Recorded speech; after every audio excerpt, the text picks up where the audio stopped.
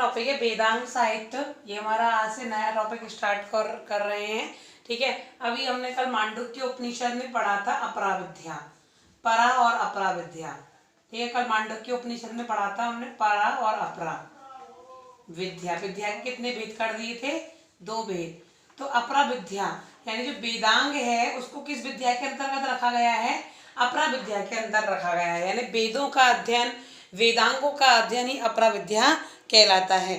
तो देखिए, वेदांग का सीधा सीधा जो अर्थ है वेदांग, ठीक है, नाम से स्पष्ट है वेदांग का अर्थ, और सीधा सीधा अर्थ हो गया इसका वेदों के अंग, वेदों के अंग। ठीक है, वेदों के, हमने जो 4 वेद पढ़े थे उन वेदों के अंग, यानी वेदों को पढ़ने में, सरल बनाने में वैसी सहायक सामग्री, अंग बोल सकते हैं हम एक प्रकार से सहायक सामग्री। ठीक है, वेदों के अध्ययन को सरल बनाने के लिए जिन सहायक सामग्री का प्रयोग किया जाता है वही क्या कहलाते हैं? वेदांग कहलाते हैं। वेद के स्वरूप, ठीक है, एवं अर्थबोध के सहायक एवं उपयोगी साधन। हम इसकी दूसरी परिभाषा इसी में दे सकते हैं, वही बात है, कैसे भी कह लो उसको, कि वेद के स्वरूप, वेद के स्वरूप, ठीक है, एवं अर्थबोध के, एवं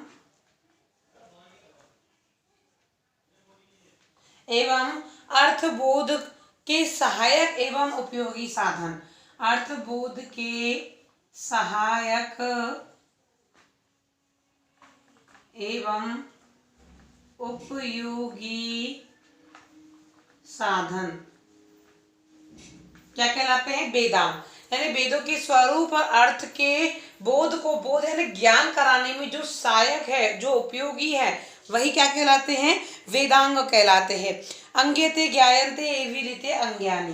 अंग्यते क्या कहा है? अंग्यन्ते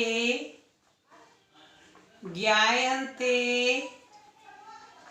अंग्यन्ते ज्ञायन्ते एवं रीति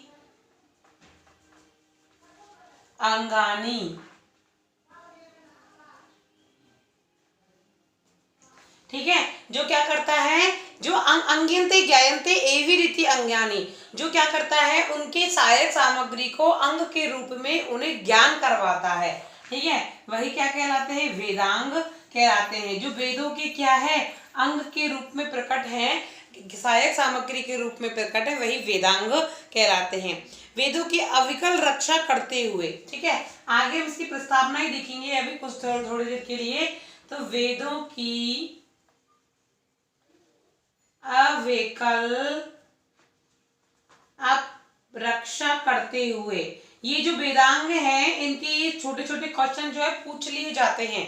ठीक है, तो वेदों की अविकल रक्षा करते हुए उन्हें यथार्थ रूप से समझने, ठीक है, उन्हें यथार्थ रूप से समझने, उन्हें यथार्थ रूप से समझने एवं तद अनुकूल क्रियाओं के, एवं तद अनुकूल क्रियाओं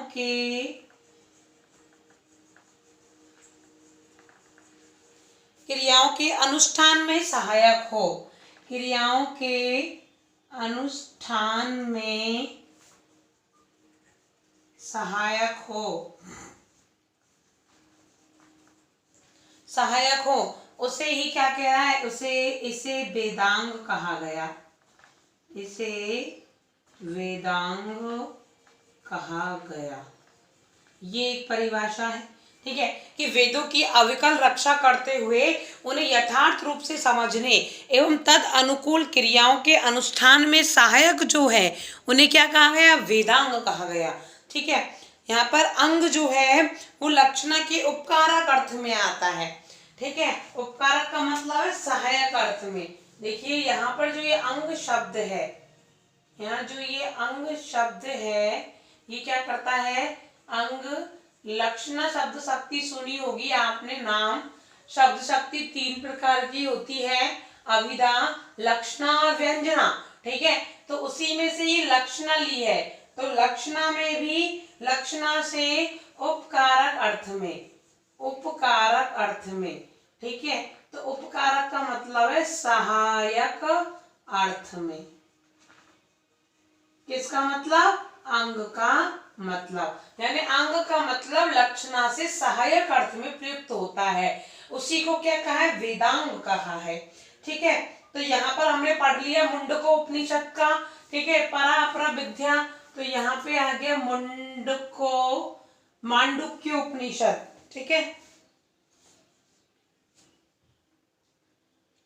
मांडुक्य उपनिषद,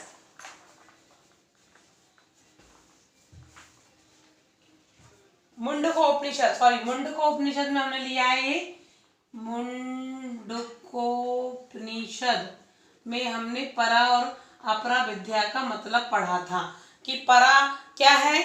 जो हम वैराग्य, ब्रह्म आदि का जो ज्ञान प्राप्त करते हैं, और अपरा विद्या वेदांग और विद्या, विद्या वेदों का ज्ञान ही वेदांग कहलाता है। ठीक है, अब इसमें देख लेते हैं हम कि जो वेद है, जो वेदों के अंग हैं, ठीक है, वो कितने हैं और कैसे हैं। तो देखिए, लिखिए सभी। ठीक है,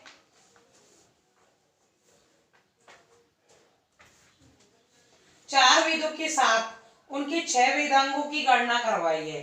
ठीक है, 4 वेदों के साथ, 4 वेद है, ऋग्वेद, यजुर्वेद, सामवेद, अथर्ववेद। ठीक है, तो इन 4 वेदों के साथ 6 वेदांगों की गणना, किसकी कितनी गणना?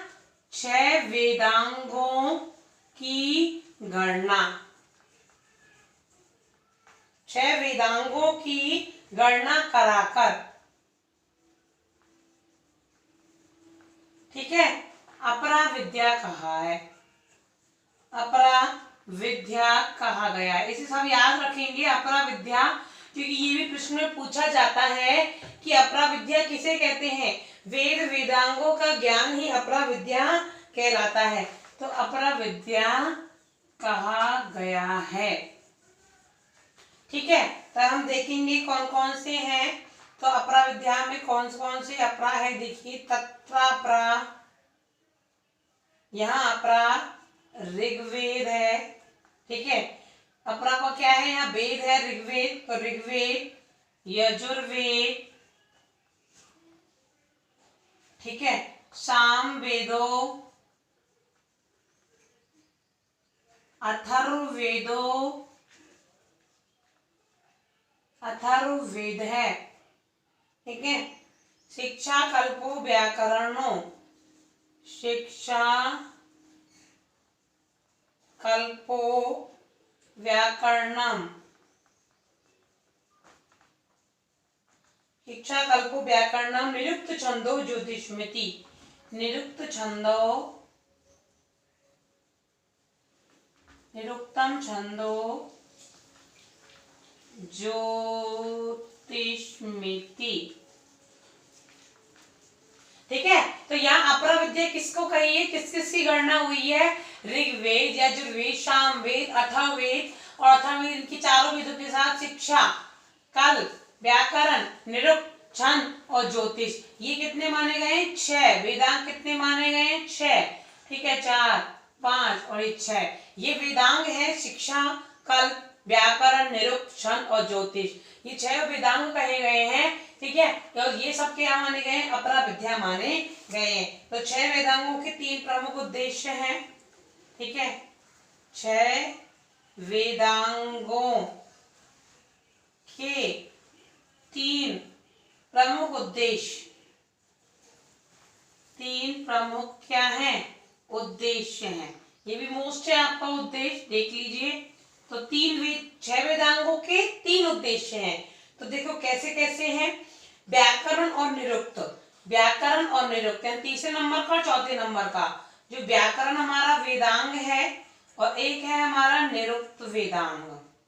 ठीक है, इन दोनों का एक ही उद्देश्य है, और वो क्या है? वेदों का अर्थबोध करवाना। क्या उद्देश्य है? वेदों का अर्थबोध करवाना। ठीक है, व्याकरण और निरुक्त जो हमारे वेदांग हैं उनका क्या उद्देश्य है? वेदों का अर्थबोध कराना। ठीक है, एक है हमारा शिक्षा और कह सकते हैं दूसरा हमारा छंद। ठीक है, शिक्षा और छंद, शिक्षा और छंद, इनका क्या उद्देश्य है? सही उच्चारण करवाना, वेदों का सही उच्चारण। ठीक है, क्योंकि ये सारी चीजें सही होनी चाहिए, क्योंकि वेदों का अध्ययन करना आसान बात नहीं है। तो ये जो वेदों के अंग हैं ये हमें क्या करवाते हैं? इन चीजों का ज्ञान करवाते हैं। वेदों का अर्थबोध हमें होता है व्याकरण और निरुक्त से। ठीक है, सही उच्चारण का ज्ञान होता है हमें शिक्षा और छंद से। ठीक है, और दूसरे लास्ट बचे हैं कल्प ज्योतिष। तो ये क्या कराते हैं? वेदों का याज्ञिक प्रयोग। तो एक हुआ कल्प और ये हुआ ज्योतिष, ये भी वेदों के अंग हैं और ये हमें क्या करवाते हैं? वेदों का याज्ञिक प्रयोग। ये हमें करवाते हैं वेदों का याज्ञिक प्रयोग। ठीक है, तो ये आपके यहाँ पर 4 वेदों की 6 वेदांग हैं और 6 वेदांग और चारों वेद क्या कहलाए गए हैं? अपरा विद्या कहलाए हैं। और ये बात कहाँ की गई है? मुंडको उपनिषद में। ठीक है, वेदांगों का मतलब है वेदों के अंग, अर्थात वेदों को सरल बनाने में, उनका अर्थबोध करवाने में जो उपयोगी साधन कहे गए हैं वही क्या कहलाए हैं? वेदांग कहलाए हैं। ठीक है, तो आगे कह सकते हैं हम कि जो वेदों के 6 वेद हैं उनके 3 प्रमुख उद्देश्य है। व्याकरण और निरुक्त जो हमारा वेदांग है वो उनका क्या अर्थ है? वेदों का अर्थबोध करवाना। ठीक है, शिक्षा और छंद जो है उनका सही उच्चारण करवाना। और कल्प और ज्योतिष क्या कार्य करते हैं? वेदों का याज्ञिक प्रयोग करना। क्योंकि हमने अभी तक जितने भी वेद पढ़े उनमें सबसे ज्यादा महत्ता किसकी थी? यज्ञों की थी। तो यज्ञों का किस प्रकार से प्रयोग किया जाए उसका यहाँ पर वर्णन किया गया है। किस चीज के लिए किया गया है यहाँ पर वर्णन? वेदों का याज्ञिक प्रयोग कल्प और ज्योतिष में। ठीक है, आगे अब हम चलते हैं। आगे सीधा सीधा हमारा आता है इनका वर्णन। ठीक है, देखो आगे इन जो वेदांग हैं इनको एक मनुष्य का रूप दे दिया। इन वेदांगों को किसका रूप दे दिया? मनुष्य का रूप दे दिया है। तो कैसे दे दिया है बता देती हूँ। ठीक है, जैसे हमने पुरुष सूक्त में पढ़ा था कि ईश्वर के विशालतम एक पुरुष है कि जिसके भुजाओं से क्षत्रिय का निर्माण हुआ। ठीक है, जिसकी हस्त से उदर से कह सकते हैं कि वैश्य का निर्माण हुआ, चोटी से ब्राह्मण का निर्माण हुआ। उसी प्रकार यहाँ पर जो पाणिनीय हुए थे उन्होंने भी वेदांगों को एक मनुष्य रूप धारण करने के लिए बोल दिया। तो कैसे कहा है देखते हैं हम। पाणिनी शिक्षा में लिखेंगे हम सभी यहाँ। ठीक है, तो पाणिनीय शिक्षा में। ठीक है, तो पाणिनीय शिक्षा में इन वेदांगों को वेद पुरुष, पाणिनीय शिक्षा में इन वेदांगों को, ठीक है, वेदांगों को क्या कहा है? वेद पुरुष। जैसे पुरुष के हाथ पैर होते हैं ना, तो ऐसे ही वेद तो क्या है? पुरुष। वेद क्या है? पुरुष। और वेदांग क्या है? इस पुरुष के अंग हैं। वेदांग क्या है? इस पुरुष के अंग हैं। तो वेद पुरुष के विविध अवयव का रूपक है। ठीक है, वेद पुरुष के विविध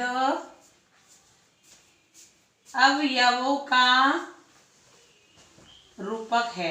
कैसे है देखिए, ये सब नोट कर लेना, क्योंकि ये प्रश्न, छोटे छोटे प्रश्न हमेशा ये पूछे जाते हैं। कैसे पूछे जाते हैं? तो देखो, छंद जो हैं वो वेद पुरुष के क्या कहलाते हैं? पादव। पादव मतलब चरण। छंद क्या कहलाते हैं? वेद पुरुष के पाद यानी चरण कहलाते हैं। छंद पादव तू वेदस्य। ठीक है, छंद पादव तू वेदस्य हस्तो कल्पवत। ठीक है, जो हाथ कहलाते हैं वेद पुरुष के वो क्या कहलाते हैं? कल्पवत यानी कल्प कहलाते हैं। आपको 6 वेदांगों के नाम याद होने चाहिए। शिक्षा, व्याकरण, ठीक है, छंद, कल्प, निरुक्त और ज्योतिष। ये 6 आपको याद होनी चाहिए, तो आपको समझ में स्वतः ही आ जाएगा। छंद क्या है, पाद है, हस्त क्या है, कल्प है, ठीक है, पठ्यते। आगे चलते हैं। ज्योतिष, ज्योतिषानयन, ज्योतिषानयन और वेद पुरुष के जो नेत्र है वो किसको कहा गया है, ज्योतिष को कहा गया है, ठीक है। चक्षु, ठीक है, चक्षु कहा गया है। और निरुक्तम श्रोतम उच्यते, ठीक है, निरुक्तम और निरुक्त कहा गया है श्रोत यानी कान, श्रोतम उच्यते, ठीक है। तो देखिए यहाँ पे थोड़ा सा वर्णन हुआ है, आगे और लिखते हैं। यहाँ पर देखो छंद जो है वो पैर है वेदों के, हाथ जो है वो कल्प है, जो ज्योतिष है वो नेत्र है, चक्षु है, और निरुक्त जो है वो है श्रोत यानी कान है, ठीक है। शायद वर्ड लेती हूँ, सभी नोट करिए इनको जब तक, ठीक है। आगे देखिए मैं लिखाती हूँ, थोड़ा सा शायद वर्ड लेते हैं इसमें।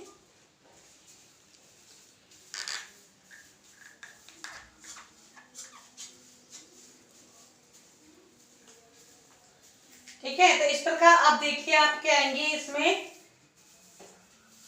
छेद नहीं होगी क्या, चलो ठीक है। आगे देखिए शिक्षा घ्राण तू, शिक्षा को क्या बोला है, घ्राण यानी नाक, शिक्षा घ्राणम तू। जैसे अपन याद कर सकते हैं शिक्षा व्यक्ति की ना इज्जत ऊंची करती है, नाक ऊंची करती है, तो शिक्षा को क्या कह दिया, घ्राण यानी नाक। किसी पे नहीं आए हिंदी तो लिख लेना, ठीक है, नाक।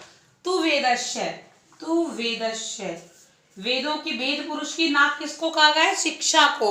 और मुखम व्याकरण स्मृतम, और मुख किसे कहा गया है, मुखम व्याकरणम स्मृतम। ये बहुत अच्छा टॉपिक है और यहाँ से हर बार प्रश्न पूछा ही जाता है, ठीक है।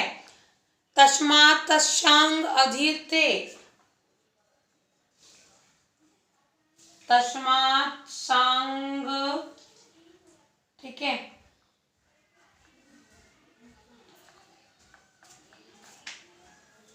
ते ब्रह्मलोके महीते,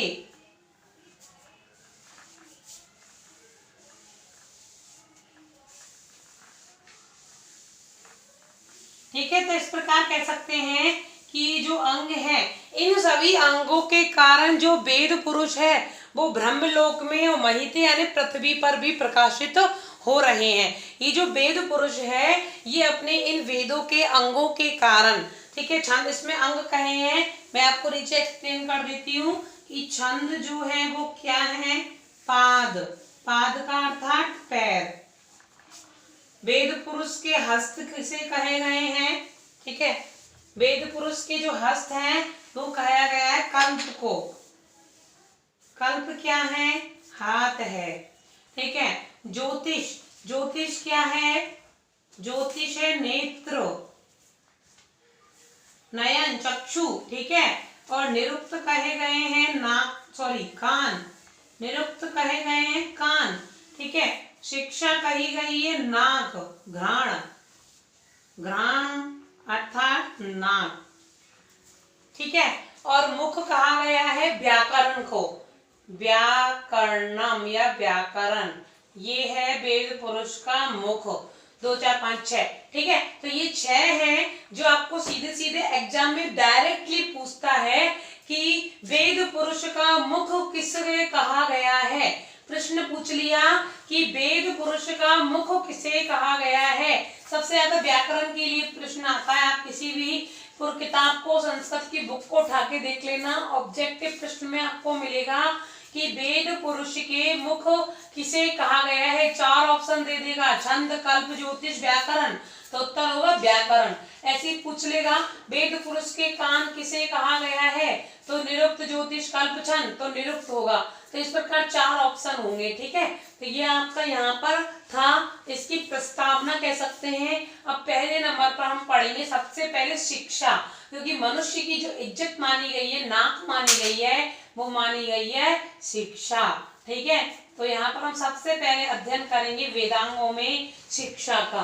ठीक है, शिक्षा का यहाँ पर देखिए, जिस शास्त्र में वर्ण स्वर मात्रा बल साम संतान, देखिए जिस शास्त्र में, सभी नोट करते चले, बहुत अच्छे टॉपिक चल रहे हैं, आगे तक बहुत काम आने वाले हैं। और वैसे मेरी वीडियो हमेशा यूट्यूब पर रहेंगी, तो आप हमेशा उसको देखते रहिए। लास्ट में एग्जाम में कभी भी कोई टेस्ट हो तो आप वीडियो देखिए आराम से। ठीक है, जिस शास्त्र में वर्ण स्वर मात्रा बल साम तथा संतान, ठीक है, और यह संतान शब्द किसके लिए आया है ये भी देख लीजिए, क्योंकि बाद में फिर चक्कर पड़ेगा। संतान बोला है संहिता को, और संहिता बोलते हैं हम संधि को। ठीक है, बात समझ में आ गई होगी। ठीक है, जिस शास्त्र में वर्ण स्वर मात्रा बल साम तथा संतान, संतान का मतलब संहिता, संहिता का मतलब संधि, ये जगह वैदिक संस्कृत है। वैदिक संस्कृत में कुछ शब्दों के अर्थ हम अपने अनुसार नहीं ले सकते। ठीक है, जैसे हमने पढ़ा था ऋग्वेद में आरती का मतलब, तो हम आरती का मतलब शत्रु लेते हैं, जबकि आरती का मतलब क्या बताया है ऋग्वेद में, दान न देने वाला। ठीक है, तो इसी प्रकार प्रजा का देखो, हमने प्रजा का मतलब हम लोग राजा प्रजा समझते हैं, जबकि प्रजा का मतलब क्या है, यहाँ पर सृष्टि है। ऐसी संतान का मतलब यहाँ कोई पुत्र पुत्री नहीं है, बल्कि संतान का मतलब संहिता और संधि है। ठीक है, तो इस प्रकार कर सकते हैं। इन 6 विषयों का उपदेश हो उसे शिक्षा कहते हैं। ठीक है, इन 6 विषयों का उपदेश हो उसे शिक्षा कहते हैं। किसे शिक्षा कहा है कि जिस शास्त्र में वर्ण स्वर मात्रा बल साम तथा संधि का क्या हो, ज्ञान हो, उपदेश हो, ठीक, जानकारी प्राप्त हो, उसी को क्या कह दिया, शिक्षा कह दिया है। ठीक है, ऋग्वेद में इस बात को क्या कहा है देखिए, वही संस्कृत में लिख दिया है बस, वर्ण स्वरादुच्चारणम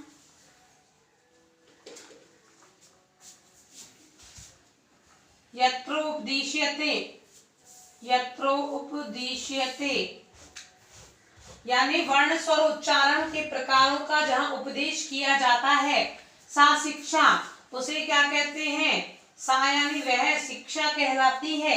ऋग्वेदे भाष्य भूमिका, ऋग्वेद की भाष्य भूमिका के अनुसार, ऋग्वेदे भाष्य भूमिका, ऋग्वेद की अनुसार शिक्षा किसे कहेंगे, जिसमें वर्ण स्वर मात्रा बल साम संतान आदि की विषयों का उपदेश हो, उसे ही ऋग्वेद में क्या कहा है, शिक्षा कहा है। ठीक है, इन 6 विषयों का निर्देश, ठीक है, इन 6 विषयों का जो निर्देश है, 6 विषयों का निर्देश, 6 विषयों का निर्देश, ठीक है, और किसमें कहा गया है, तैत्तिरीय उपनिषद की शिक्षावल्ली में कहा किया गया है, तैत्तिरीयोपनिषद की शिक्षावल्ली। हमने 3 वल्लियां पढ़ी थी, शिक्षावल्ली, भृगुवल्ली और आनंदवल्ली। ठीक है, तब इसमें तैत्तिरीय उपनिषद की जो शिक्षावल्ली है उसमें इन 6 विषयों का वर्णन है। ठीक है, तो तैत्तिरीय उपनिषद की शिक्षावल्ली में इनका क्या दिया हुआ है, वर्णन दिया हुआ है। अगला हम कह सकते हैं, ठीक है, तो हम इनको एक बार छोटा छोटा देख लेते हैं। बाकी हमने सब ये जो सेकंड यूनिट पढ़ी थी तो सब पढ़ लिया था, वर्ण भी पढ़े थे, स्वर भी पढ़े थे, मात्रा भी पढ़ी थी, बल साम संतान यानी संहिता संधि भी हमने पढ़े थे, तो इनको पढ़ने की आवश्यकता नहीं है। लेकिन मैं आपको आपके सिलेबस और चैप्टर के अनुसार एक्सप्लेन करने के लिए बता देती हूँ कि आगे कैसे करना है। पहले आपको शिक्षा का इतना वर्णन करना है, फिर उसके बाद आपको वर्ण, स्वर, मात्रा, बल, साम, संतान का भी वर्णन करना है। 6 विषयों का आपको क्या करना है, वर्णन करना है। तो आप वीडियो पॉज करके इसको नोट भी कर सकते हैं, मैं आगे बढ़ रही हूँ, ठीक है।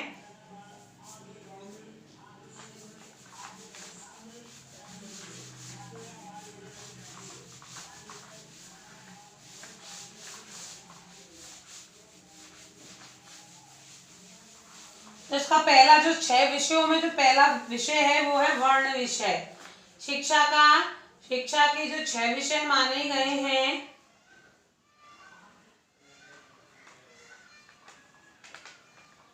ठीक है, इसमें पहला विषय आता है वर्ण विषय, ठीक है। तो वर्ण विषय हम सभी जानते हैं, आकार आदि अक्षरों को क्या कहते हैं, वर्ण कहते हैं। वर्णों को स्वर और व्यंजन 2 प्रकार से, आपको अगर और अच्छे से एक्सप्लेन करना है तो आप सेकंड यूनिट के हमने जो वर्ण संज्ञा आदि टॉपिक पढ़े थे उनको आप एक्सप्लेन कर सकते हो। मैं आपको बस एक बार बता देती हूँ, वर्ण हमको 2 प्रकार से होते हैं, वर्ण, स्वर और व्यंजन, ठीक है। स्वरों की संख्या कितनी मानी थी हमने, 11 और 13, ठीक है। संस्कृत में 13 मानी जाती है ली और री को संभालते हुए, और हिंदी में 11 मानी जाती है। और व्यंजनों की संख्या कितनी मानी गई है, 33 मानी गई है। और ठीक है, कुल मिला के जो वर्ण होते हैं पाणिनीय शिक्षा के अनुसार, हमारी जो पूरी संस्कृत चलती है वो किसके आधार पर चलती है, पाणिनीय शिक्षा, ये ध्यान रखना सभी, ठीक है। पाणिनीय शिक्षा के आधार पर, तो पाणिनीय शिक्षा के आधार पर जो वर्ण है वो कितने माने गए हैं, 63-64 वर्ण। कैसे माने गए हैं, इनकी गणना जो है वो जल्दी से समझ में नहीं आती है, तो मैं एक बार आपको बतला देती हूँ मोटी मोटी, ठीक है। तो देखिए 21 स्वर माने गए हैं, पाणिनीय शिक्षा में कितने स्वर माने गए हैं, 21 स्वर माने गए हैं। और वो कैसे माने गए हैं वो मैं आपको बताऊं कि हमने वहां पर अनुनासिक और अनुनासिक के भेद पढ़े थे, आपको याद हो तो उनको ही संभालते हुए 21 स्वर माने हैं, ठीक है। 25 स्पर्श व्यंजन माने हैं, स्पर्श वर्ण, ठीक है, जो हमने प्रयत्न अभ्यंतर प्रयत्न में पढ़ा था स्पष्ट व्यंजन, तो उसमें 25 स्पर्श वर्ण है, ठीक है। 4 अंतस्थ वर्ण माने गए हैं, ठीक है।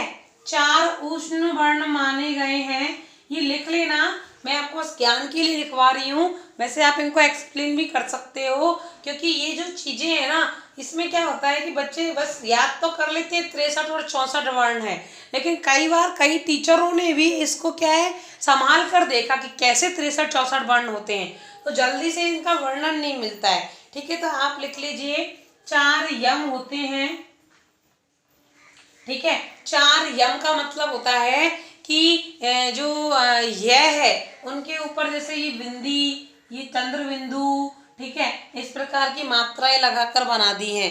मैं आपको इनको लिखा दूंगी, अगर आप लिखना चाहोगे तो एक छोटे से वीडियो में मैं इनको आपको लिखवा दूंगी, ठीक है। अनुस्वार, विसर्ग, जीवा मूल्य, उपाधि तथा 2 स्वरों के बीच लय, ठीक है। देखो 6 4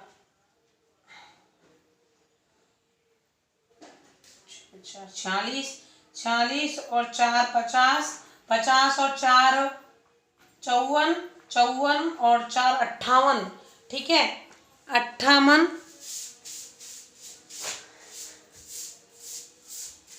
59, 61, 62, 63, 64, ठीक है।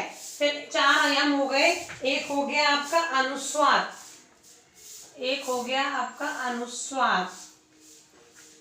ठीक है। एक हो गया आपका विसर्ग, विसर्ग भी स्वरों में आते हैं भाई, सॉरी वर्णों में आते हैं, ठीक है। एक हो गया आपका जीवा मूल्य,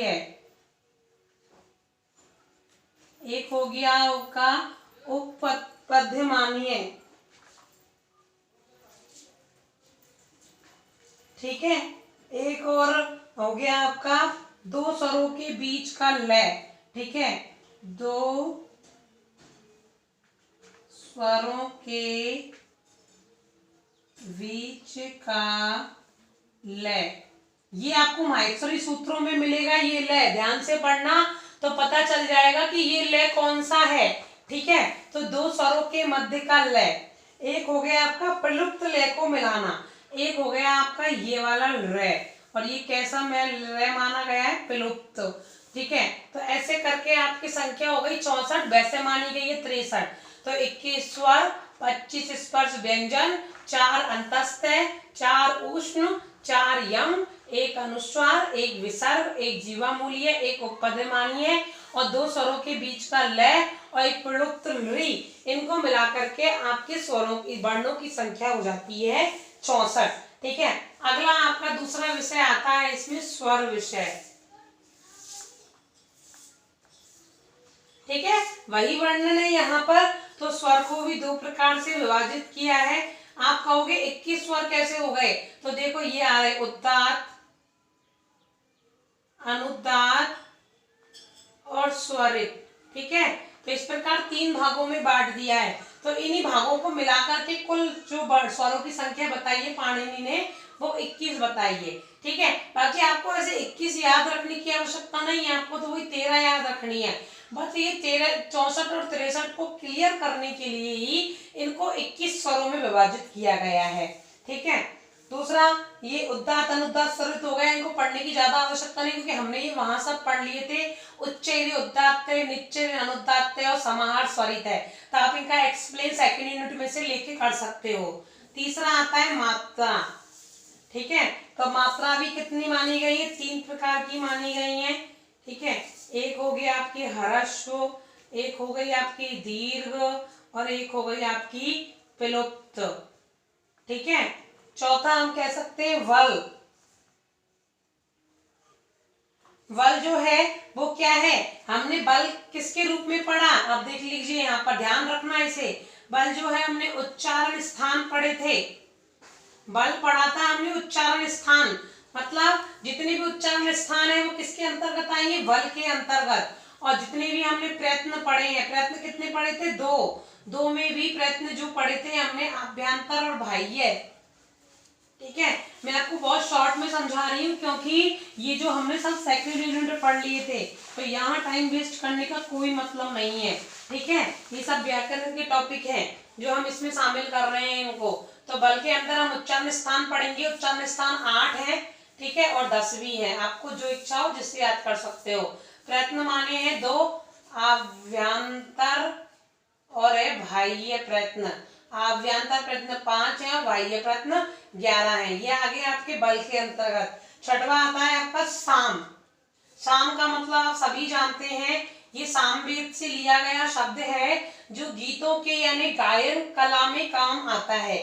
ठीक है, तो निर्दोष गुण युक्त उच्चारण, साम किसे कहा है, निर्दोष गुण युक्त उच्चारण को ही क्या कहा गया है, शाम कहा गया है।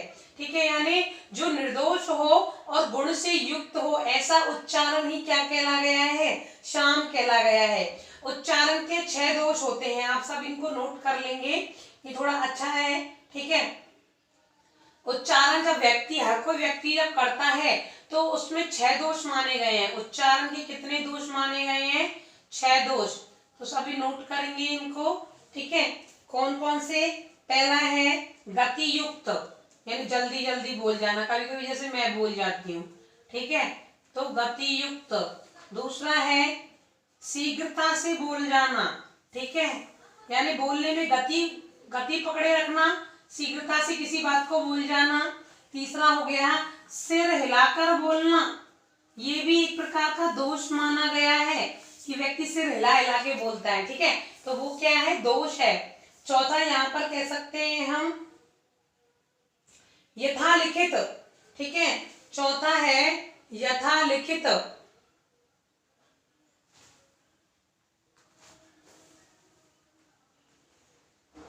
यथालिखित, यथालिखित का मतलब है कि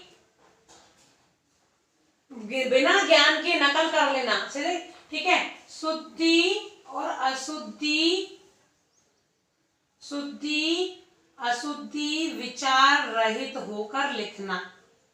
ठीक है, विचार रहित, यानी शुद्धि अशुद्धि का ज्ञान नहीं कर रहा, जैसा मैंने लिख रही हूँ वैसे आप उतार रहे हो। ठीक है, तो वही क्या कहलाएगा, यथा लिखित करना। तो ये भी एक प्रकार का दोष है, भाई सामने वाला गलत लिख रहा है तो हम उसे सही करके लिखें। ठीक है, अर्थ न जानना, बिना अर्थ को जाने ही लिखना, अर्थ न जानना, ये भी एक दोष है। ठीक है, और छठवां दोष जो माना गया है वो है अल्पकंठता। अल्पकंठता का मतलब है धीरे धीरे बोलना। कंठता देख बिल्कुल मतलब वॉल्यूम कम हो जाए जैसे सामने वाले को सुना ही नहीं दे।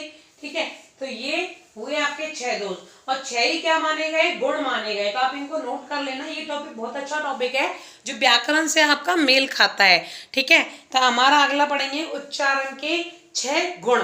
ठीक है, ये पढ़े थे हमने दोष, और अब पढ़ेंगे हम गुण। बस अभी नोट कर लिएगा। ठीक है, कर लिया करें। अब वीडियो को कितनी बार घुमा के आराम से इन्हें पढ़ें, नोट करें, लेकिन साथ में एक बार नोट्स जरूर बनाएं। ठीक है, मैं बार बार क्यों कहती हूँ, क्योंकि बाद में आपको इस चीज़ की वैल्यू समझ में आएगी कि नोट्स वीडियो पढ़ने से ही काम नहीं चलता, नोट्स जरूरी है बनाना। ठीक है, दूसरा है आपके उच्चारण के गुण। वहां हमने 6 दोष पढ़े थे, और यहाँ उच्चारण के कितने गुण माने गए हैं, वही 6 गुण माने गए हैं। पहला माधुर्य गुण। ठीक है, माधुर्य मतलब मधुरता से पढ़ना। तीसरा अक्षर का ज्ञान करना।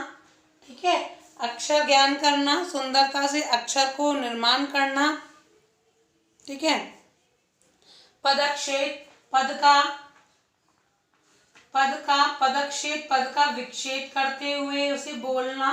ठीक है, यानी ऐसा नहीं कि एक बार में उसे बोल दिया। ठीक है, पदक्षेप करते हुए बोलना। सुस्वर, सुस्वर, सुस्वर यानी सुंदर स्वरों में उसका उच्चारण करना। और पांचवा है धैर्य के साथ बोलना। और आपका छठवा है लय समर्थ। ठीक है, लय के साथ उसको बोलना। तो ये प्रकार से क्या माने गए हैं, आपके उच्चारण के 6 गुण माने गए हैं। तो हमने 5वां विषय पढ़ लिया शाम। अब आपका लास्ट जो विषय आता है इसमें, छठवां जो विषय है आपका, वो है संतान। और संतान का मतलब हमने पढ़ा था संहिता। संहिता मतलब संधि। ठीक है, तो आप ऐसे देख सकते हो, ये भी हमने पढ़ लिया है। आप इनको ज़्यादा और अच्छे से एक्सप्लेन कर सकते हैं। तो संहिता या संधि के नियमों के साथ वर्णों का उच्चारण करना। ठीक है, संधि के नियमों के साथ वर्णों का उच्चारण करना। ठीक है, संधि के साथ वर्णों का उच्चारण करना, ये क्या कहलाया है, संतान संहिता संधि कहलाया है। ये आपके हुए शिक्षा टॉपिक। इसके बाद आपका दूसरा जो वेद का अंग आता है वो है कल्प। दूसरा आता है आपका कल्प। और कल्प क्या कहा गया है, वेद पुरुष का हाथ कहा गया है। कल्प क्या कहा गया है, वेद पुरुष का हाथ कहा गया है। ठीक है, और अभी हमने शिक्षा पढ़ी थी, वो क्या थी, वेद पुरुष की नाक थी। शिक्षा क्या थी, नाक। कल्प क्या है, हाथ। बस ऐसे थोड़ा रटोगे तो याद हो जाएगा। ठीक है, हर चीज को रटना भी जरूरी नहीं है, और हर चीज कभी कभी समझना भी होती है। तो इसलिए समझना, और थोड़ा थोड़ा संस्कृत में तो खासकर रट के भी चलना पड़ता है। ठीक है, तो दूसरा हमारा आता है वो है कल्प। और कल्प को वेद पुरुष का माना गया है हस्त। आप ऐसे बार बार अगर ऐसे ऐसे नोट करोगे तो याद भी हो जाएगा। ठीक है, तो विभिन्न वैदिक शाखाओं के ब्राह्मण ग्रंथों में विहित कर्मों का व्यवस्थित वर्णन करने वाला वेदांत क्या कहा गया है, कल्प कहा गया है। तो लिख लीजिए, विभिन्न वैदिक शाखाओं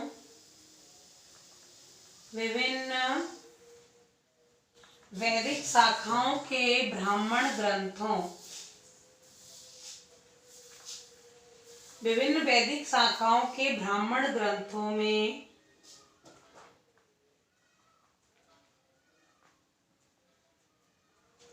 विहित कर्मों का व्यवस्थित वर्णन करने वाला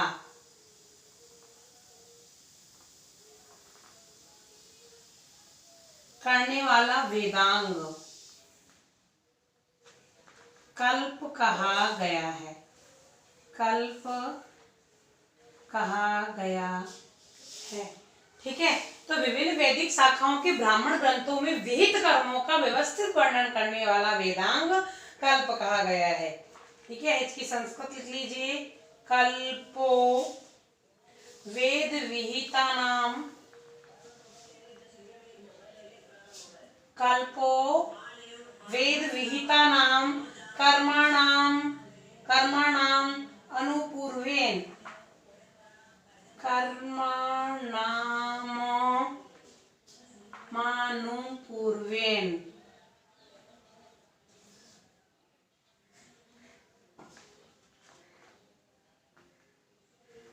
कर्मणाम अनुपूर्व्यम कल्पना शास्त्रम।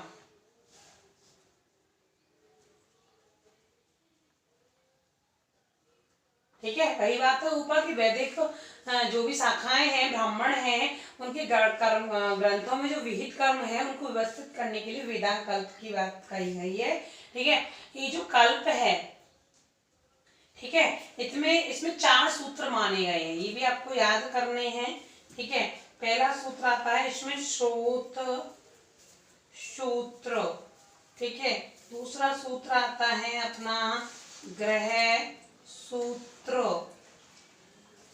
तीसरा सूत्र आता है आपका धर्म सूत्र, और चौथा सूत्र आता है आपका शुल्व सूत्र। ठीक है, तो देखिए ये एक प्रकार के जो इसके कल्प सूत्र के 4 भाग किए गए हैं, श्रोत सूत्र, ग्रह सूत्र, धर्म सूत्र और शुल्व सूत्र। ठीक है ना। तो देखिए श्रोत सूत्र जो है सीधा सीधा वैदिक यागों का, वैदिक यज्ञ जो होते हैं, ठीक है, वैदिक यागों को क्या कहते हैं, श्रोत सूत्र कहते हैं। वैदिक यागों को श्रोत सूत्र कहते हैं। और ये जो श्रोत सूत्र हैं, ठीक है, ये कितने माने गए हैं, 2 प्रकार के माने गए हैं। देखो यही कंप्लीट कर लेते हैं इसको हम। ठीक है, फिर बाकी कल पढ़ेंगे। तो श्रोत सूत्र 2 प्रकार के माने गए हैं। एक तो होते हैं ये हवि यज्ञ, इनकी संख्या है कितनी, 7। और एक होते हैं सोम यज्ञ। ठीक है, सोम यज्ञ या सोम याग। ठीक है, इनकी भी संख्या कितनी मानी गई है, 7 मानी गई है। ठीक है, किनकी संख्या मानी गई है, 7 मानी गई है। ठीक है, तो इन 7 के एक बार नाम लिख लेते हैं।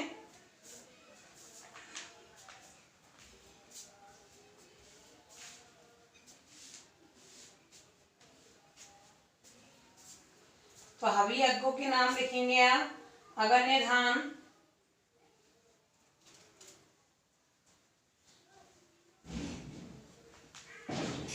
अग्निहोत्र, दर्शपूर्ण यज्ञ,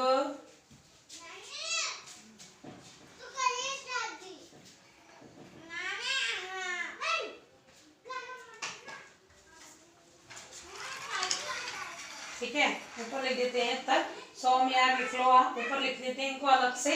ठीक है, सबको नोट कर लो, बाकी काम कल पढ़ेंगे, जैसे श्रोत्याग कंप्लीट हो जाएगा।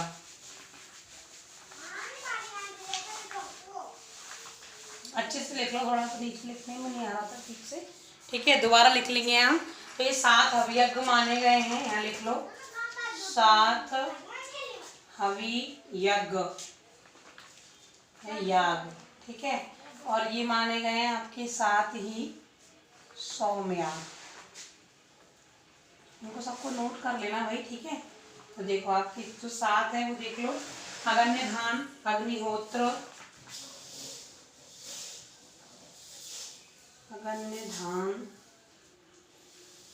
अग्निहोत्र, ठीक है, दर्शपूर्ण यज्ञ, ठीक है, आपका एक है आग्रहायण,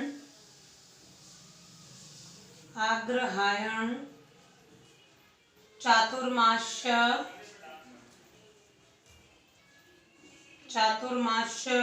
एक है आपका निरूढ़ पशुबंध, निरूढ़ पशुबंध। ठीक है, अगला आपका श्रोत्रामणि, श्रोत्रामणि। तो ये हुए आपके 7 हव्यक और 7 आप सौम्याग और लिख लीजिए। अग्निओष्टम,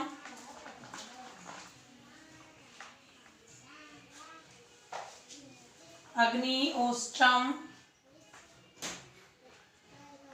उक्थे,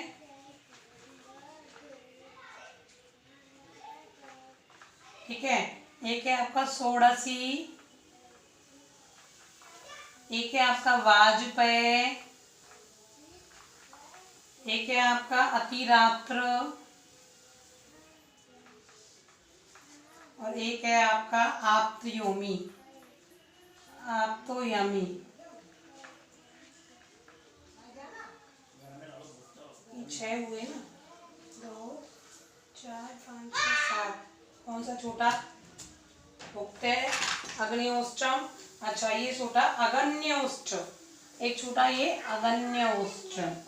ठीक है, अग्नि स्टोम। ठीक है, तो ये 7 अभियज्ञ और 7 सौम्यज्ञ। इसके बाद हम कल पढ़ेंगे दूसरा ग्रह सूत्र। ठीक है, ग्रह सूत्र, धर्म सूत्र, सूर्य सूत्र पढ़ेंगे।